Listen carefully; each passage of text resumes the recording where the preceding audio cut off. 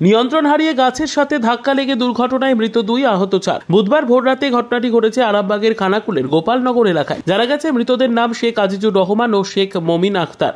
আজিজুলের বাড়ি খানাকুলের খুনিয়াচক ও মমিনের বাড়ি খানাকুলের সাবল সিংহপুর গ্রামে। দুর্ঘটনার সময় পিকআপ ভ্যানে আরও 5 জন ছিল বলে জানা গেছে।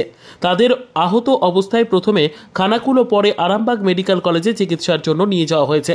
পুলিশ জানিয়েছে এরা প্রত্যেকেই খানাকুল থেকে একটি ম্যাটাডোর গাড়িতে করে মায়াপুরে গরু কিনতে যাচ্ছিলেন। প্রাথমিকভাবে পুলিশের ধারণা যান্ত্রিক গোলযোগের জেরে নিয়ন্ত্রণ হারিয়ে রাস্তার পাশে থাকা গাছে ধাক্কা মেরে এই ঘটনা ঘটেছে। যদিও সমস্ত বিষয়টি খতিয়ে দেখছে পুলিশ। হ্যাঁ, কি শুনেছেন? আমরা তো স্পটে দেখিনি, তো কি করে বলছি। যতটা শুনেছেন কি শুনেছেন? আমরা শুনেছি যে আমরা তো এখানে এসে দেখছি যে ভর্তি আছে এইটা ছোটোবেলা থেকে। কে ছিল বাবার সঙ্গে? আর কে সাথে ছিল? ছোটো চাচা ছিল, বাবা ছিল, আরও 2-4 জন বাড়ির ছিল।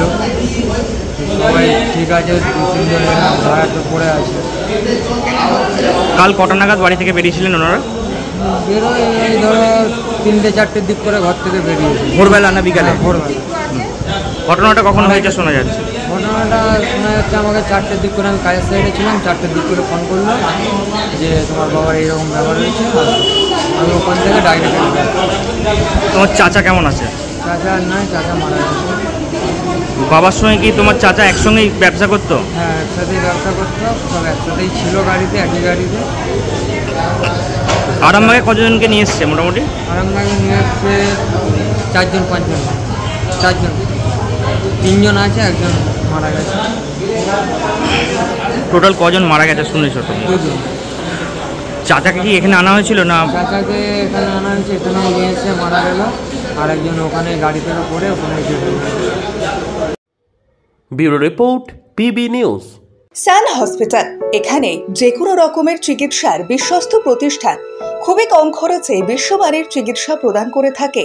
উন্নত মানের ওয়ার্ড কেবিন, পরিষ্কার পরিচ্ছন্ন পরিবেশ দ্বারা সুসজ্জিত চিকিৎসা ব্যবস্থা রয়েছে। এছাড়া স্বাস্থ্যসাথী কাজেও পরিষেবা প্রদান করা হয়। সুতরাং আজই যোগাযোগ করুন সান হসপিটালে। ঠিকানা GT road, Bhangakuthi, Bardhaman. Phone number মনে রাখবেন 9434188262 অথবা 83730954222।